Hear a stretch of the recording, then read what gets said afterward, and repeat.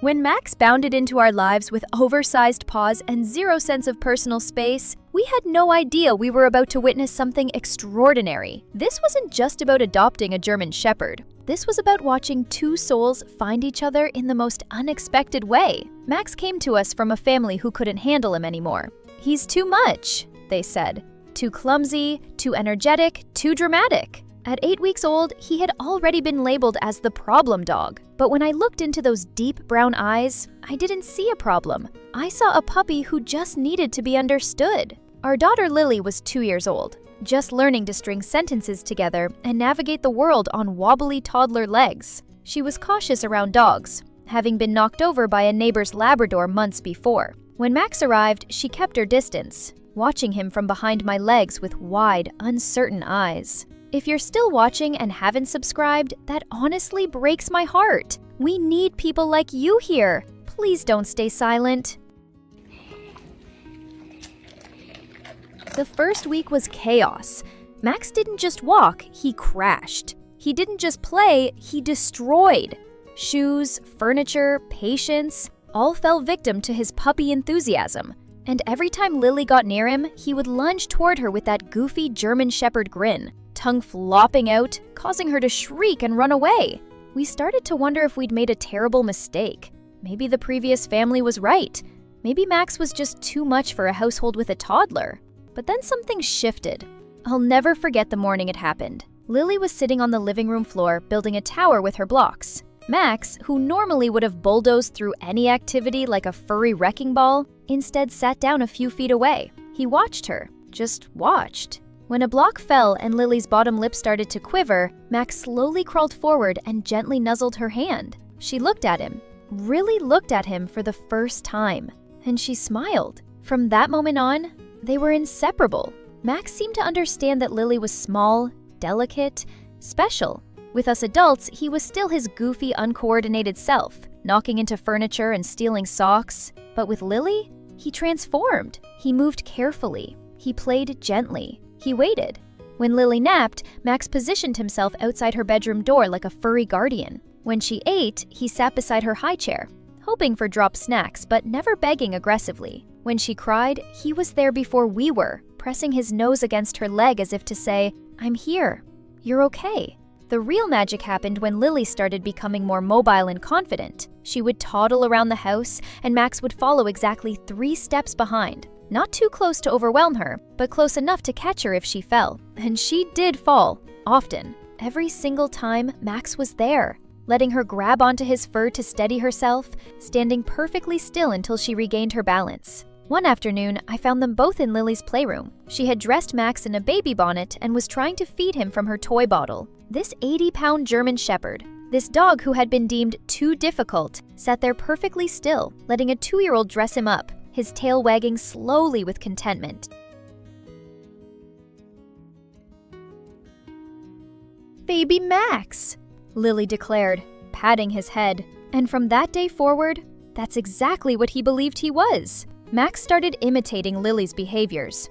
When she sat in her little chair to watch cartoons, Max would squeeze himself into the chair next to her, his long legs dangling awkwardly. When she played with her toy kitchen, Max would lie beside it, occasionally tasting the plastic food she offered him. When she went to bed, Max would try to climb into her toddler bed, all 80 pounds of him attempting to curl up in a space designed for a small child. We'd find him in the most ridiculous positions, trying desperately to fit into spaces meant for Lily, in her play tent, under her small blanket, beside her in the bathtub ledge, watching bath time like it was the most important event of his day. But it wasn't just the funny moments, it was the profound ones too.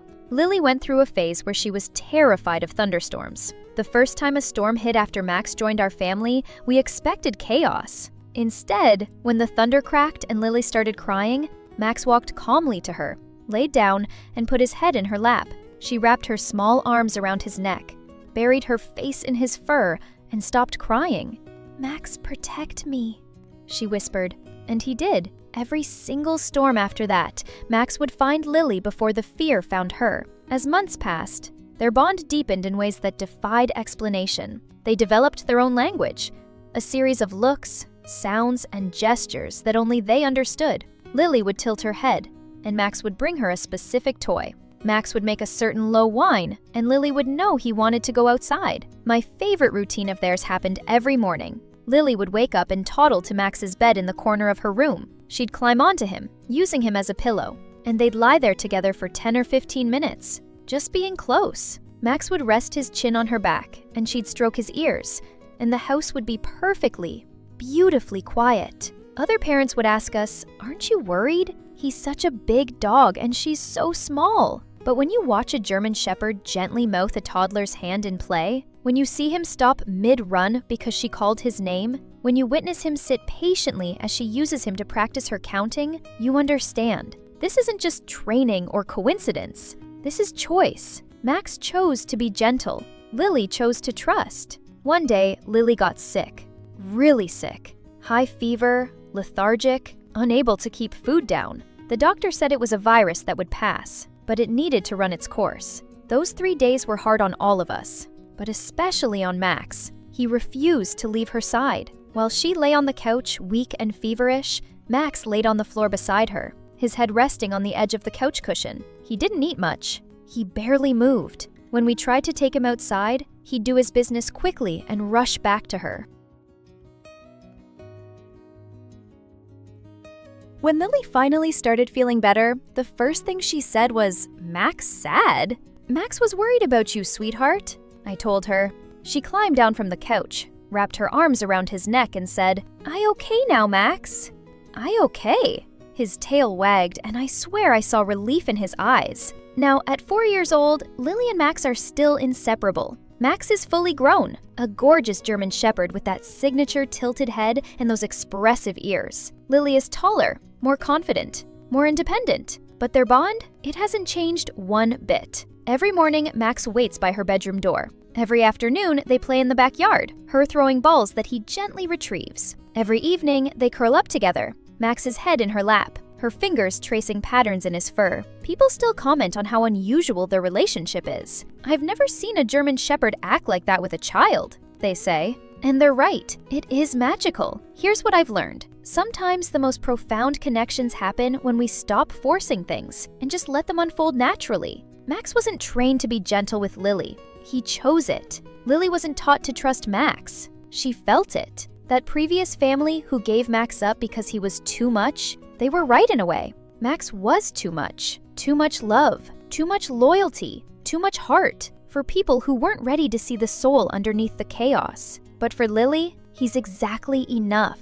This morning, I watched them through the kitchen window. Lily was picking dandelions, and Max was following her, staying exactly 3 steps behind, just like he's always done. She turned, held out a dandelion, and said, "For you, Max baby." He gently took it in his mouth, carried it a few steps, and laid it at her feet. "Good baby," she said, patting his head, and my heart absolutely melted. So here's my question for you. Do you think animals choose their people, or do people choose their animals? Because watching Max and Lily, I'm convinced they chose each other.